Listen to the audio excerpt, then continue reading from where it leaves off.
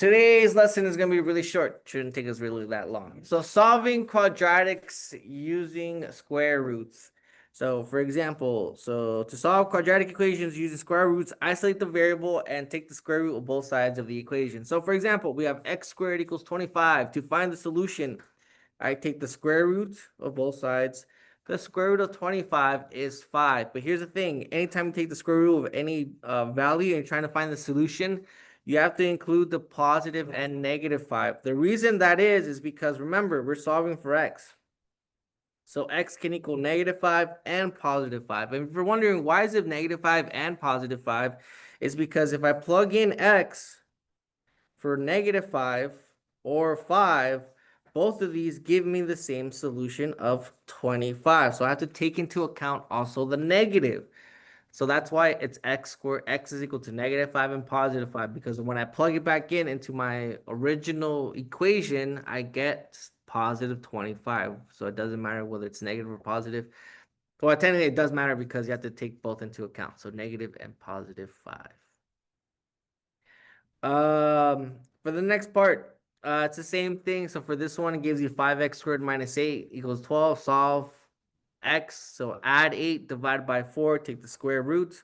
So when they took the square root of 4, you have plus and minus 2. So I'm not going to plug it in, but if you plug in negative 2 and positive 2 for x, you simplified, you will get positive 12. So that's why the solutions are both positive and negative 2. Now, just in the previous chapter, if you solve for x, you cannot take the radical of a negative. So in this case right here, you have negative 8 divided by 2 is negative 4. Take the square root. You get square root negative 4. A negative radicand has no solution. So this is no solution. In math 3, you'll learn there is a solution, but it's imaginary. So you guys learn imaginary numbers. So that's math 3. So this is no solution. But for now, for math 2, since we're just learning it, just put no solution for problems like this. Yes, it's a real thing. No, technically they're not real, they're invisible. So I hate it. So solve the equation by finding the square roots. So we take the square roots of both sides. X is equal to the square root of 225. I should actually look at this problem. I don't know if it wants you to leave it like that or if it actually wants you to reduce it. So give me a quick second. Let me look at the actual problem. I think it does want you to reduce because I've never seen it actually be left like that. Square root 25. Or actually, does this actually have a perfect square roots? Yeah, 9 and 25. 9 and 25? But hold on. The square root of 20. It's yeah. Oh, it is? Okay, cool. All right. So this one that comes out perfectly. Positive and negative 15. So this you can plug into the calculator. Just put square root 225 on the calculator and you'll get 15. Now, the way the Savas wants you to write the answer, it wants you to write it as a whole, like with comma. So negative 15, comma, positive 15. I don't think it matters which one you write first, but I want you to write it all in one box. And then just use a comma.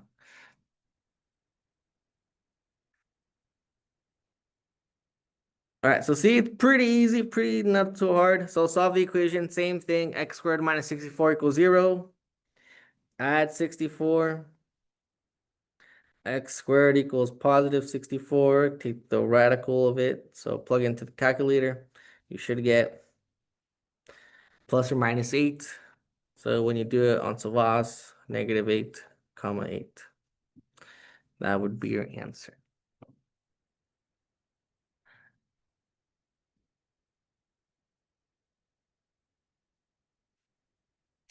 Number 3. Subtract 100. Divided by 4. A squared equals negative 25. Take the radical. This is no solution. You cannot take the radical of a negative number. Even if you try to plug it into the calculator, it's going to give you an error. Yes, Liam. Okay. So if you always want to double check, just use your calculator. We're halfway there, guys. Number 4, solve the equation by finding the square roots. So divide by 96.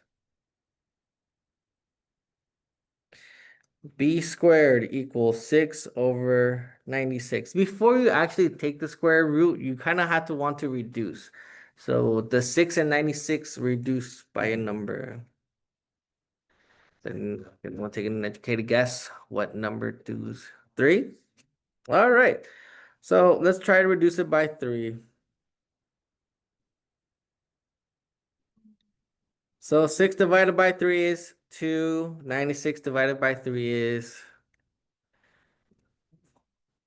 30. It does, but someone said 3, so I'm going by 3. Okay, can this be reduced any further? By 2. Very good. You guys always gotta make sure. So b squared is equal to 1 over 16. Now you could have technically skipped all of this if you reduced it by 6 in the very beginning. But hey, you know, it depends on you. You guys, it just honestly just depends on you. Okay. So as long as you get to 1 over 16, that's the part that really matters. So whether you take the long way or the short way, doesn't matter. As long as you still get 1 over 16. Okay, your next step is take the square root. So b is equal to the square root of 1 over 16. So when you do these, when you take the square root of fraction, you kind of take the square roots of each of them individually. You take the square root of the numerator and the square root of the denominator. So what's the square root of 1?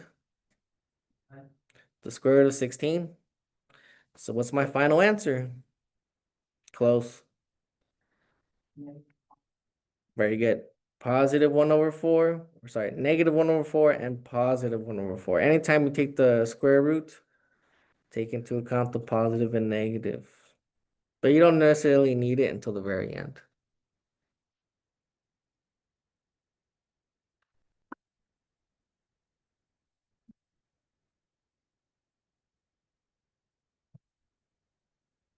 Does anyone have any questions?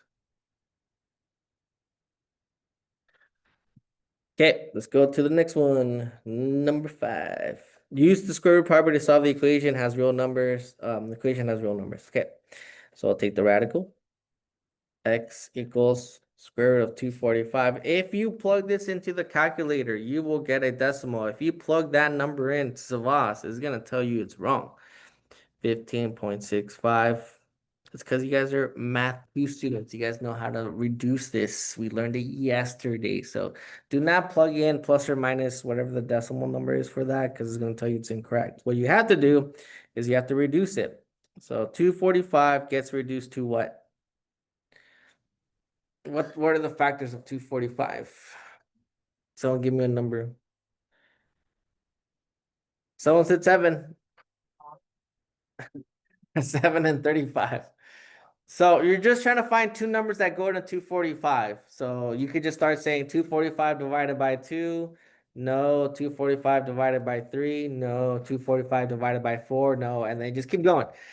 And then in this case, technically you could go by 5, but in this case, someone already said 7, so that's perfectly fine. So 35 breaks down to 7 and 5, right? So this is 7. Oops, no. 5 times 7 times 7. Do I have a pair? Yes. So 7 radical 5.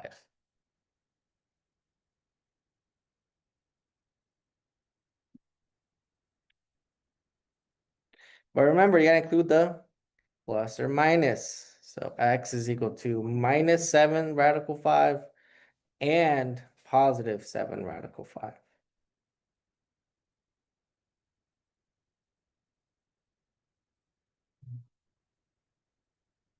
Does anyone have any questions?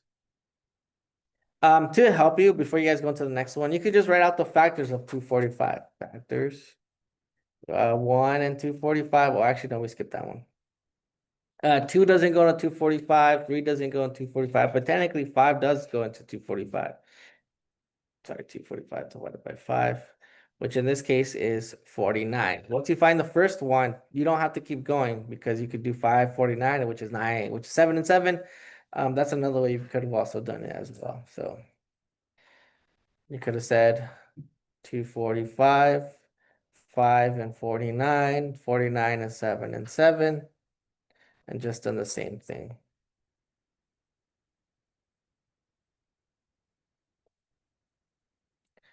So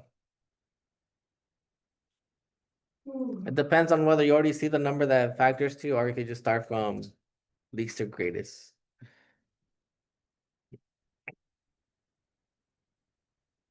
Does anyone have any questions? Okay, let's move on. Number 6, solve the equation by finding the roots. 2a squared equals negative 98 because I'm subtracting 98 to both sides. Divided by 2. Is that fit? No, is that 49? Yeah. Yeah. Take the square roots. Cannot take the square root of a negative. So that's no solution.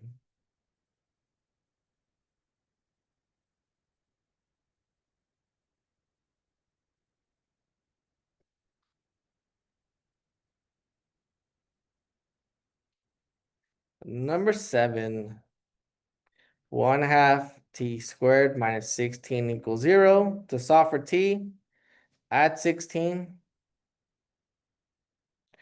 1/2 t, oops, sorry, forgot the square. Equals positive 16. So I taught you guys last year. How do I get rid of that 1/2? Multiply everything by what? 2. Very good. Multiply everything by 2 so I can get rid of that half. So what happens when I multiply anything by the denominator?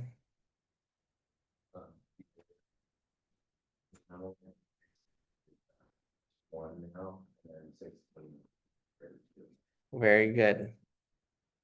So remember, anytime I'm multiplying by whatever the denominator is, you can just cancel them out and you're just left with whatever the numerator is. So in this case, it's just 1. Now you could keep the imaginary 1 or not. It's really completely up to you. But for the next step, you can just erase it. So that way you know it's just t squared. And you don't divide by 1. I see a lot of students, when they leave the 1, they try to divide by 1, but you don't really have to. You could just like put that 1 imaginary again or divisible. Take the radical. Oh, sorry. Equals radical 32. If you try to plug this into the calculator and you get the decimal, which is 5.66, this is incorrect. The computer will not take that answer. So you got to reduce it. We've done reduction. These are the easy ones. So what does 32 break down to? 2 and 16, 8 and 4, that's perfectly fine. 16 breaks down to 2 and 8, or you technically could have said 4 and 4. 8 breaks down to 2 and 4, right? And then this breaks down to 2 and 2. So the radical of 32 is 1, 2, 3, 4, 5. Is it 5 twos? Okay.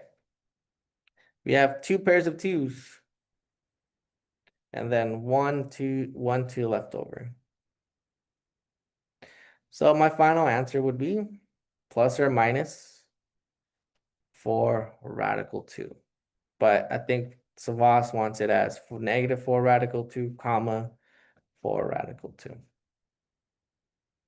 Now, the reason why I'm not really a fan of the factor trees is because you got to make sure you take into account all the factors that you take out. Because if you forget one, it's going to give you the wrong answer. So you kind of have to make sure you take all of them into account. So I have 1, 2, 3, 4, 5. Which is the reason, so that's why when I do it, I have to have 5. But I also like the other way, which you'll learn in math 3. Radical 32, I can break that apart to 16 times 2. The radical of 16 is just 4. So but it's not something you'll learn until math 3. But it's super nice because you do a lot less work. but you kind of have to do a little bit more critical.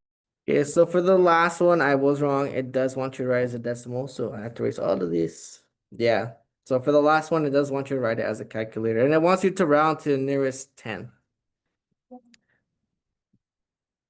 And is it 5.6? Hold on, I gotta do this one again.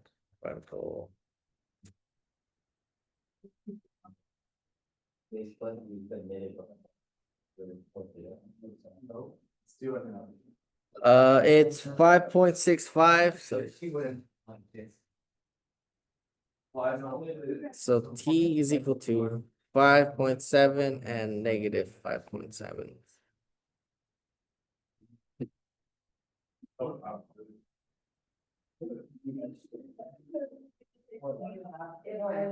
At my, so that's just what my picture was.